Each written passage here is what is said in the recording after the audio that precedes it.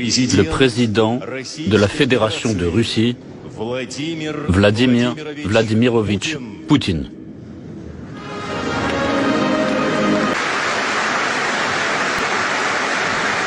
L'Occident est prêt à tout enfreindre pour maintenir le système néocolonial qui lui permet de parasiter, en fait de piller le monde, de collecter un tribut humain croissant.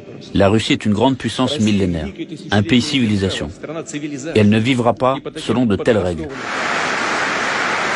Cet Occident n'a aucun droit moral, elle discrimine et dissocie les peuples entre eux, entre ceux de première catégorie et les autres. Nous n'avons jamais accepté ce nationalisme et ce racisme politique, et nous ne le ferons jamais.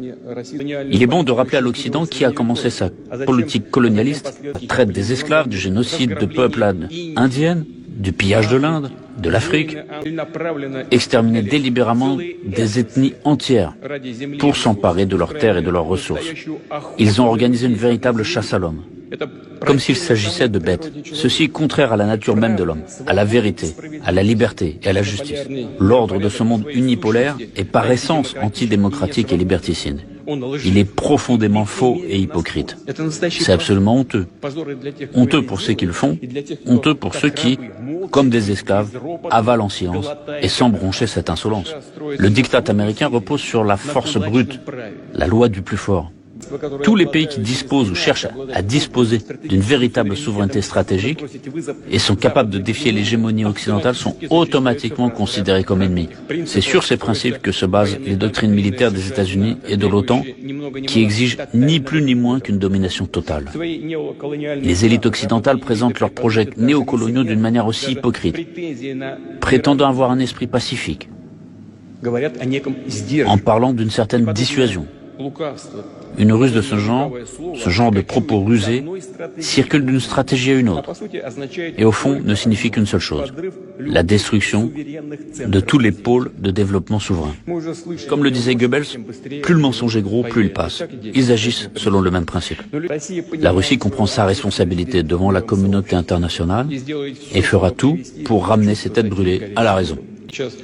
Je voudrais maintenant revenir sur ce que j'ai dit et m'adresser à tous nos citoyens, pas seulement aux collègues présents dans la salle, mais à tous les citoyens de Russie.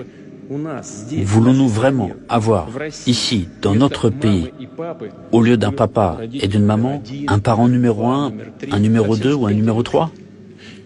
Voulons-nous que les enfants dans nos écoles, dès l'école primaire, soient exposés à des perversions qui conduisent à la dégradation et à l'extinction? Voulons-nous qu'on leur apprenne qu'il existe d'autres genres que les hommes et les femmes et qu'on leur propose une opération de changement de sexe? Est-ce cela que nous voulons pour notre pays et nos enfants?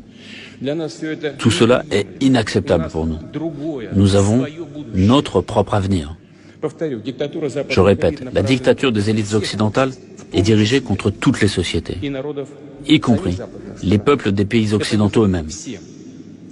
C'est un défi pour tout le monde. Un tel déni total de l'homme, le renversement de la foi et des valeurs traditionnelles, la suppression de la liberté, prennent la forme d'une religion de l'inversion, du satanisme manifeste. Dans le Sermon sur la montagne, Jésus-Christ dit en dénonçant les faux prophètes, « C'est à leurs fruits que vous les reconnaîtrez. » Et ces fruits empoisonnés sont déjà évidents pour tout le monde. Pour les générations futures, pour nos enfants, petits-enfants et arrière-petits-enfants, nous devons les protéger de l'asservissement, des expériences monstrueuses qui visent à mutiler leur conscience et leur âme. L'effondrement initié de l'hégémonie occidentale est irréversible. Je tiens à le répéter encore une fois. Il n'en ira plus comme auparavant.